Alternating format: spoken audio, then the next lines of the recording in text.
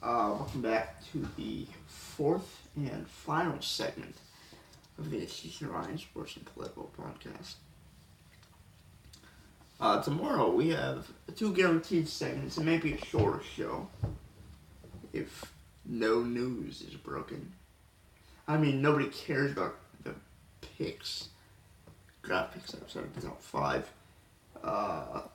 Again, the Spurs have just killed the Rockets 183. There's really nothing I can get out of that. The Rockets were bound to lose at some point. The Spurs have played the best they've played all season long. Chris Paul did not play. I assume it was because of rest. Houston is fine. People, they are fine. Golden State, in other news, and this is a sidebar, does not have a backup point guard now, which is really concerning because Patrick McCall is in the hospital currently after taking a nasty spill while going to the basket, being tripped from Vince Carter, falling hard on his back, laying motionless. Eventually, he was placed on a stretcher, went to UC Davis Hospital, and regained feeling in his extremities. Good news for him. Prayers up to him as well. But that's going to be an interesting situation when it comes to playoff time. The depth that we're talking about. Andre Iguodala is not playing well and injured. Patrick McCall, injured. Nick Young, not a reliable scorer. Sean Livingston, he can only shoot 12 feet past the basket. And he also has an injury history with KD and Draymond's anger, as well as Steph's durability issues. Golden State's going to be in for a tough ride.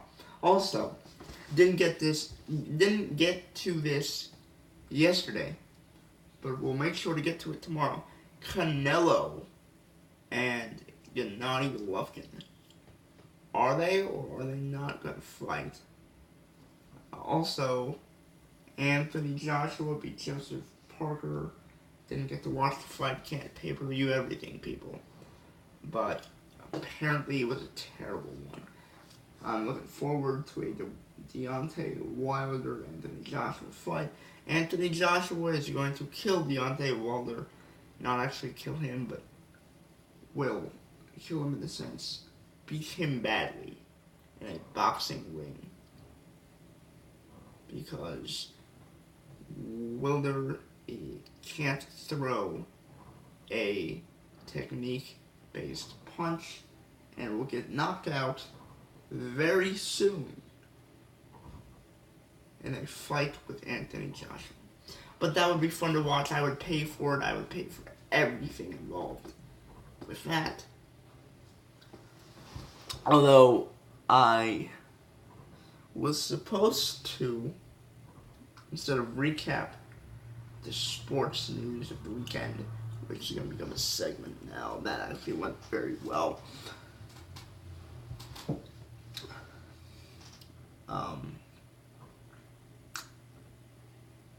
I was supposed to talk about North Korea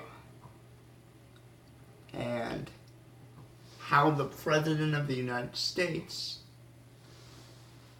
has helped this situation tremendously and may come to a lasting solution. I'm going to say two unrelated things, but two things I want to point out about this North Korea deal. One, from a domestic standpoint, two, from a foreign policy standpoint.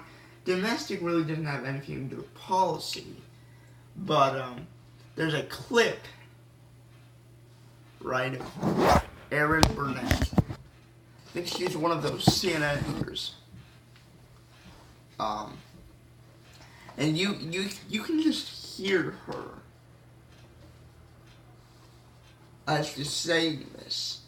And I think this was the day, like 3 weeks ago, that they come out and said, "Oh, we're going to have talks with the North Koreans."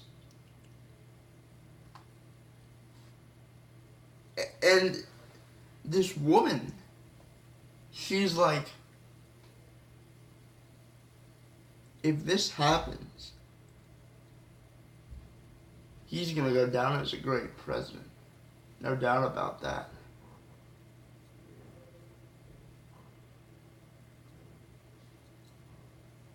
I mean, like, how do I sound saying that? I sound pretty, I sound like I hate it, don't I? It's almost like, and I think it is like this, but like it's like someone died in the family.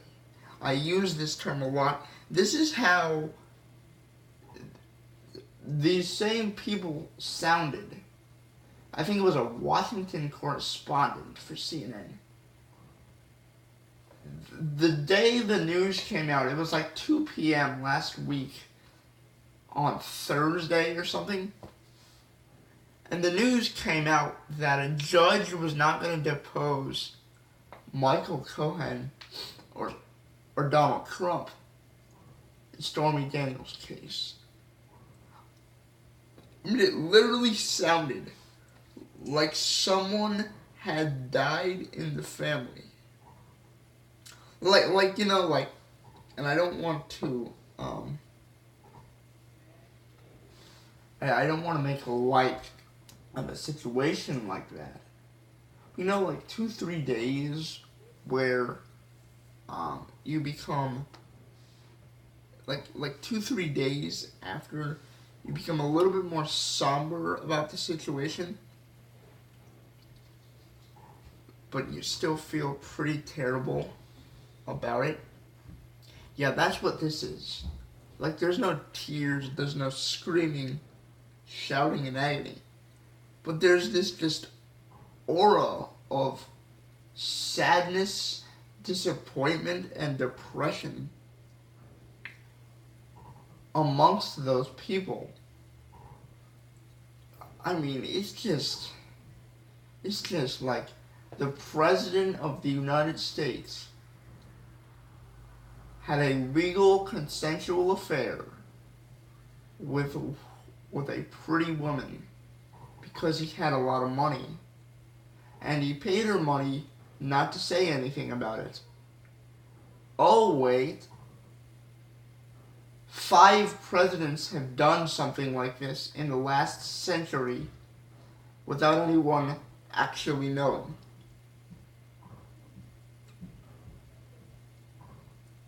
And now this is an issue?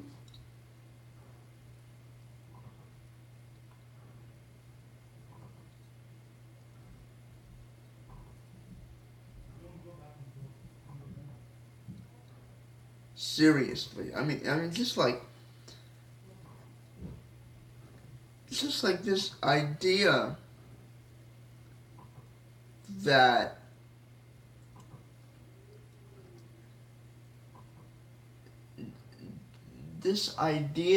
it's bad or it's depressing that the president can do a great job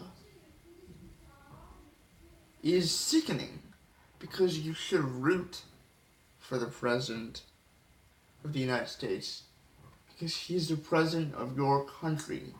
You're all countrymen. He's your president. There's no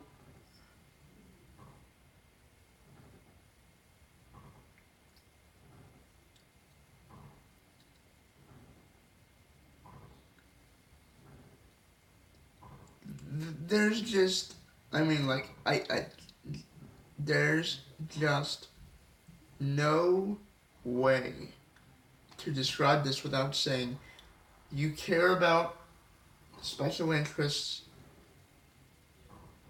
more than you do your party, more than you do your country. And you may be able to say the same thing about Fox, you probably will, but that just speaks to the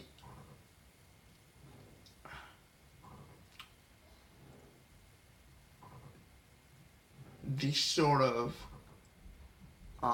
dwindling or degrading of journalism by its own doing, and it's mostly liberal journalism because Fox is only one network, one or two channels.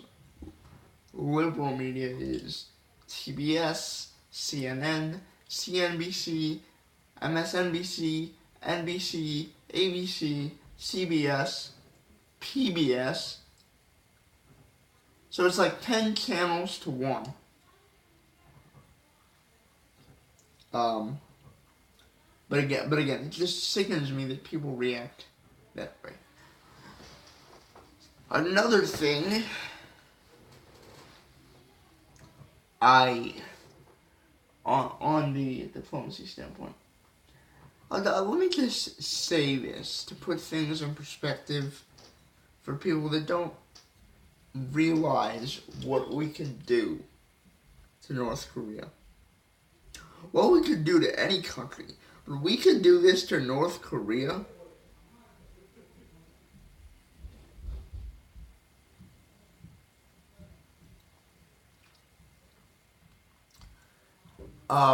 Without any retaliation.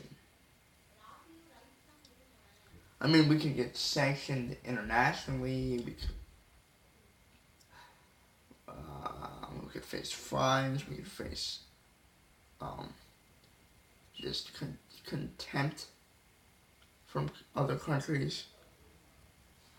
But in terms of like what they can actually do to us, North Korea can't retaliate just themselves in any fashionable way. We could blow up that place in 4 minutes, North Korea, and end that issue within a 10-minute time period.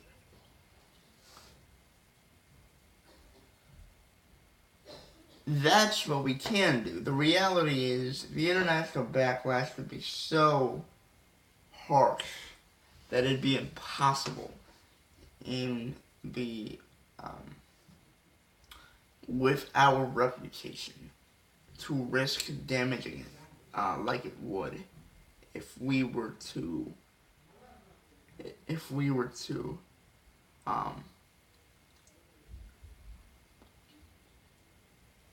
send an atomic missile towards North Korea. Now, what the President of the United States is doing, I assume this is what he's doing, is sanctioning the life out of Kim Jong-un and probably using trade abuses and what can happen to China as a method of streamlining their oil and gas trade to the North Koreans. Also, the eradication of any global funds to the North Koreans, as well as, and they haven't done this, but a international internet campaign to literally just, it's technically propaganda, but it's also common sense,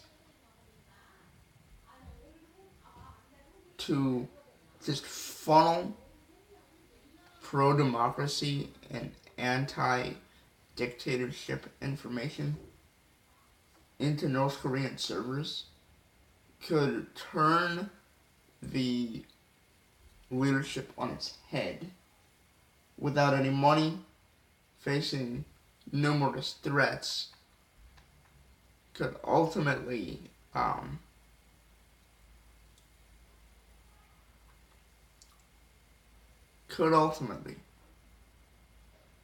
at the end of the day, just ruin it. Ruin the authoritarian dictatorship style forever and turn North Korea into a democracy. As far as what's going on now, 3 of those things are happening. China is not giving up its resources to the North Koreans. Sanctions are being levied.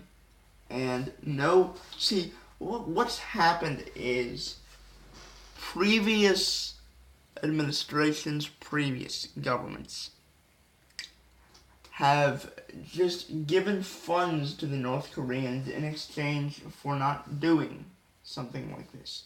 But this guy, Kim Jong-un, is a wacko.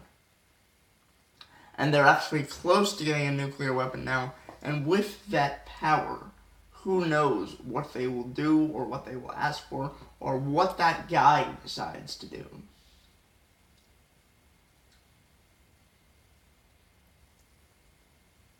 So to suck the life out of that entire country by not giving any federal aid, by not just putting this issue off, because now it's at a point where in 5 months they're going to have a nuclear weapon and we can't put this off any longer.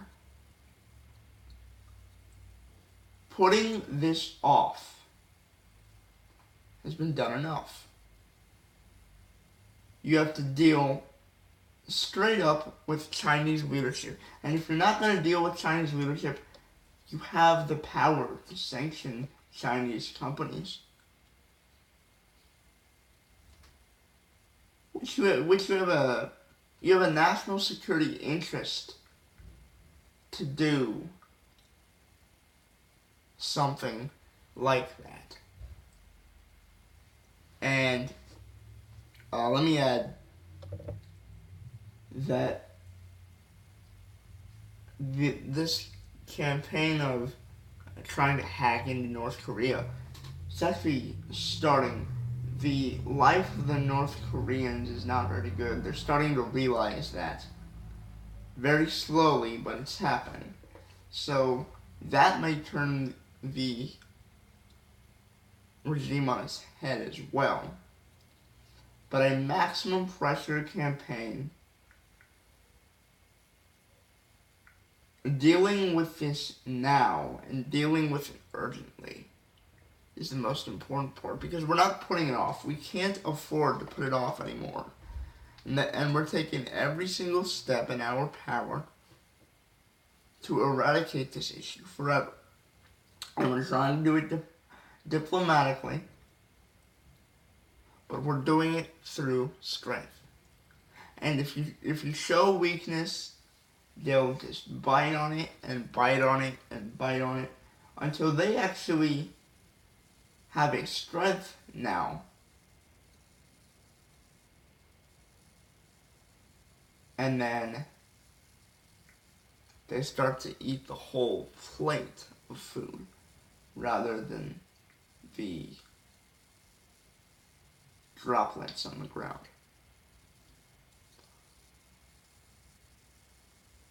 However, again, this peace through strength idea is what has always worked in our foreign policy.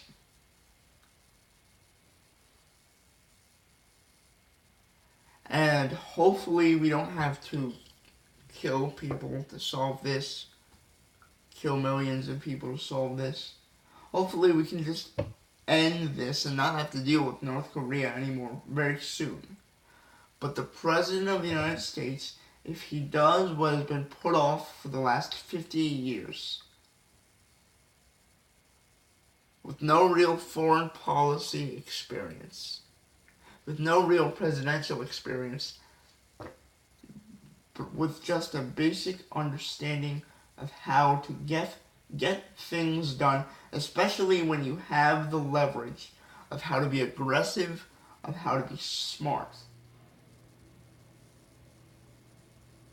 He will no doubt go down as a great president. And I unlike CNN. I'm proud to say that. Okay, this is the Ashish and Ryan Sports and Political Podcast. We are going to have a great show tomorrow. Make sure to tune in.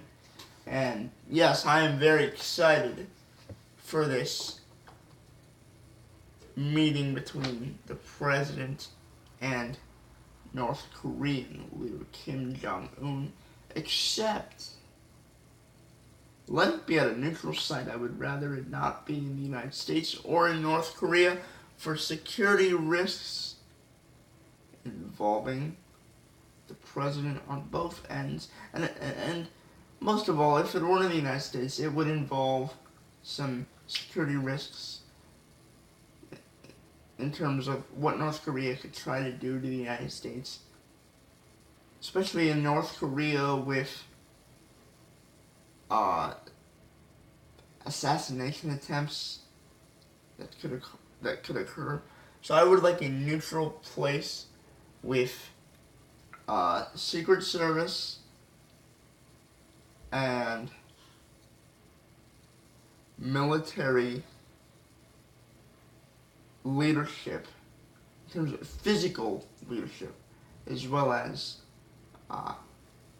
national defense leadership, close by the president, in a neutral place that, based on optics, I would put it in somewhere like Geneva, Switzerland, to signify coming of peace or something.